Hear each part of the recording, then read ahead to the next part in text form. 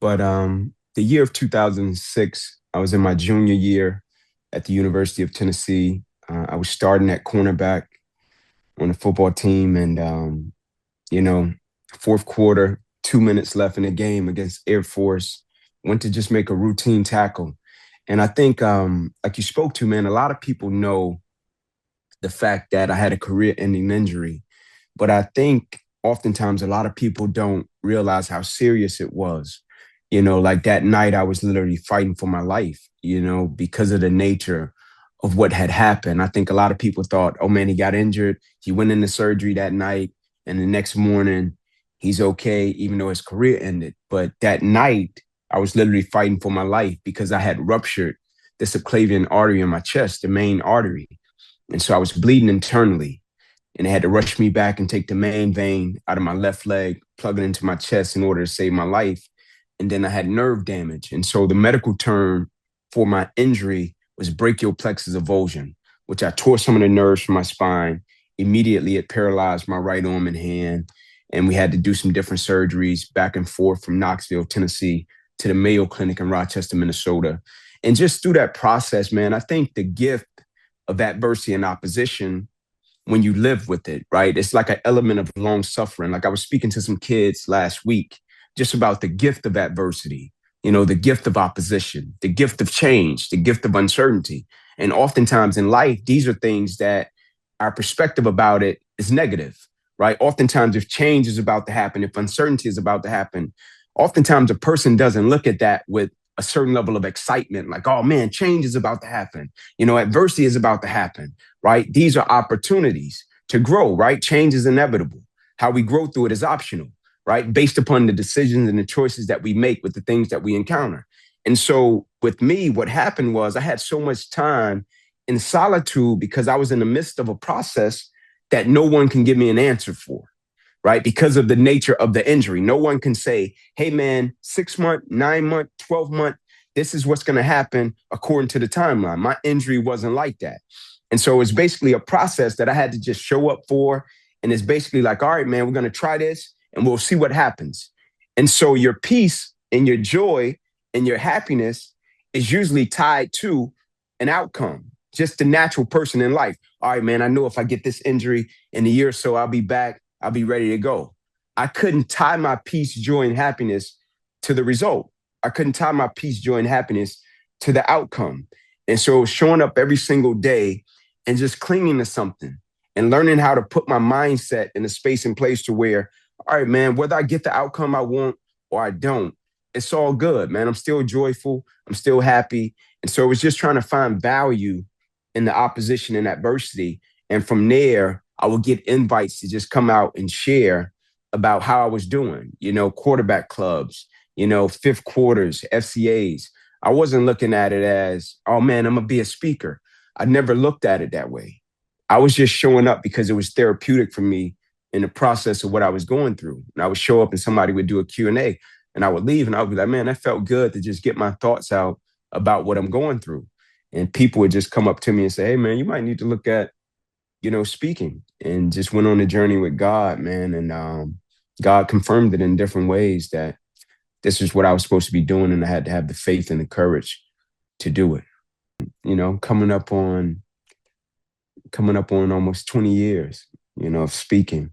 And so, the blessing of it, man, I've been doing it for so long that now I can structure my schedule. I can structure things the way I wanted to benefit me and my family. And so, I speak every week. I don't speak as much as I used to because my kids are in high school. And so they have games, they have practices, they have things that I need to be at. And so I kind of structure my schedule around my children, and their activities, their practices, things of that nature. And you have seasons, right? You have seasons to where they may not be doing anything in terms of as it pertains to extracurricular. And I can run a little bit more, I can speak a little bit more. Then you have busy seasons to where got to be at cheer with my daughter. I got to be at baseball with my son or basketball. I got to be at track. And so I probably speak once, maybe twice a week, whatever. And so I just structure it based upon, my family, my wife, my children, and go from there. So me and my wife, we've been at it since we were kids. We grew up same neighborhood, a couple blocks away from each other. We have two kids. Jada is our oldest. It's our daughter. She's 15. She's a sophomore in high school. And my son, he's a junior. He's 14. He's a freshman in high school. And so they're Irish twins, 11 months apart. And yeah, man, it's beautiful. You with a group of people that you're just trying to build, man, and do life with. It's fun. It has its challenges, in terms of as you're raising young people and just trying to get their viewpoint of the world and just trying to share your perspective with them without hindering their perspective, their perception, while they're forming their courage, their faith, their belief. And so it's cool, man. It helps you grow, as an individual. Like I feel like it's certain levels in life to where it's like exponential growth. And I think being a parent and being a husband, are two of those things that help you grow exponentially if you approach it in the right way with the right perspective and just being open, no matter your experiences, no matter the answers that you maybe have, just approach things and be open, like as a parent, like you'll show up and you'll feel as if because of your experiences and because you've been living a lot longer than your children, that you just have the answers. Like, hey, man, you should do it this way. You should do it that way. And I remember, man, I was with one of my elders and we were doing something and he told me to take lead on it, but he was a lot older than me. And I was like, what you mean take lead on it, man? You're a lot older than me. You're a lot more seasoned. And he was like, no, but you're the elder in the moment. Like you're a young person. You have more experience with these things than I do. I'm kind of out of the loop. So you're the elder in the moment. So you take lead on it and let me stand back and let me learn. So as a parent, that's kind of my approach. You want to teach your children how to think, not what to think. So when they encounter adversity, opposition, challenges, successes, failures, you just teach them how to think about these things. And so it's great, man. It's awesome.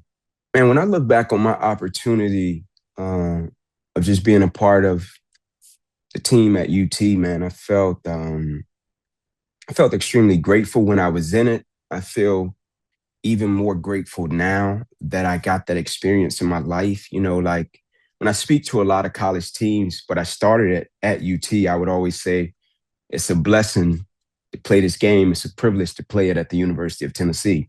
And then once you start going around to different teams, you kind of want to make guys realize like, man, this is a privilege. Like it's so many people around the country that wish they could be in your shoes, that wish they had the opportunities that you guys have. And whether it be a birth defect, whether it be a disability, whether it be an injury, something happened and they don't necessarily have that opportunity, don't take that for granted. That's a privilege. And so for me, man, just extremely grateful. The relationships I cultivated, the things I learned, the people I've been able to meet just from that experience, man, it's one of the richest experiences I've had in my life.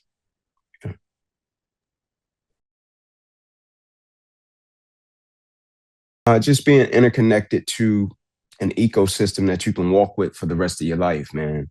Friends, people, relationships, networking. When I think about it, it's just being interconnected to an ecosystem that you're a part of for the rest of your life, man. Like that's what ball for life means, being connected to something that no matter where you go in the world, like it's places that I've been in the world to speak. And I've been like, all right, man, it's probably no balls out here. And I come out and somebody's like, go balls. And I'm like, man, like that's wow. Like I was just out in California not long ago and I was out, man, I was out at this beach up from Orange County. It's this beautiful place, man, up from Orange County, California. And one of my buddies took me up there just to see the ocean and I'm just walking around, and I just always think like, man, probably no walls out here, whatever. And I'm walking and a lady comes out of the store. It's just a little quaint community. She comes out and she's like, Inky Johnson, go balls. And out of all the places in the world, I never expected to see somebody that would say that in that place. And she was like, yeah, I went to Tennessee, such and such. And so when I think about Ball for Life, that's what it is. An ecosystem of people, no matter where you go in the world, man, that power T and that brand means something to somebody. And so it's special being interconnected to that.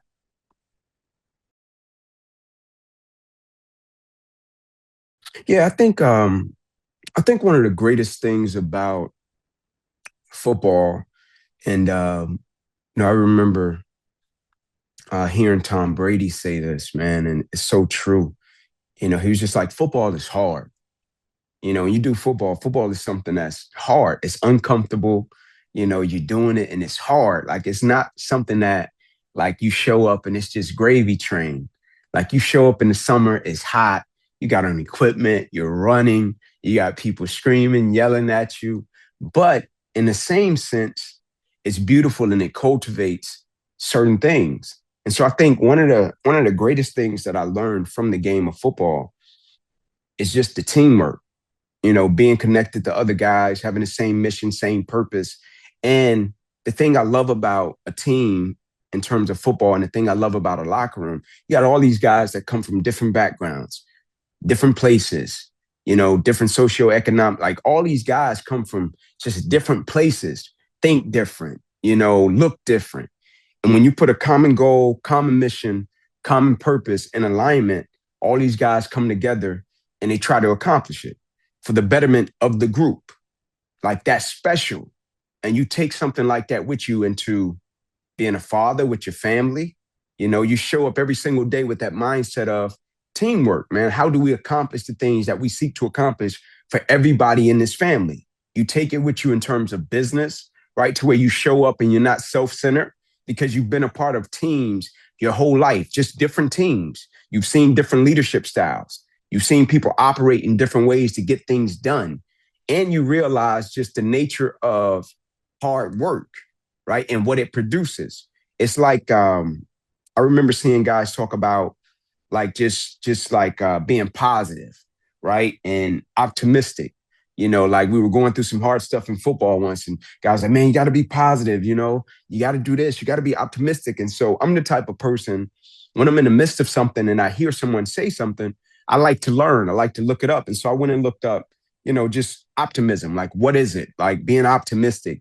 And one of the definitions I looked up, was being fully committed to the belief system that things are going to work out even when they're hard. And I think that's the essence of football, right? You're part of something hard, but being fully committed to the belief system that if I show up every single day and I choose hard, it's going to work out to my benefit for me to be a better man, better person, not just a better football player, because who we are as people is far more important than who we are as football players. It's like you're in a culture with the game and sports to where people just talk about winning and losing.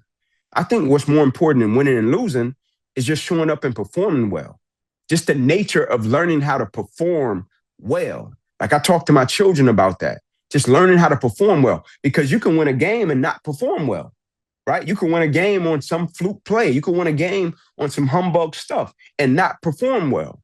But just the nature of showing up and knowing how to perform well, right? And knowing that, man, I gave everything I had, alignment, assignment, detail, right? That's more important than just wins and losses. And so the game teaches you so much that you can take and carry over into everyday life that can help you just be a productive citizen, productive person, man, that I think is very beneficial to one's development.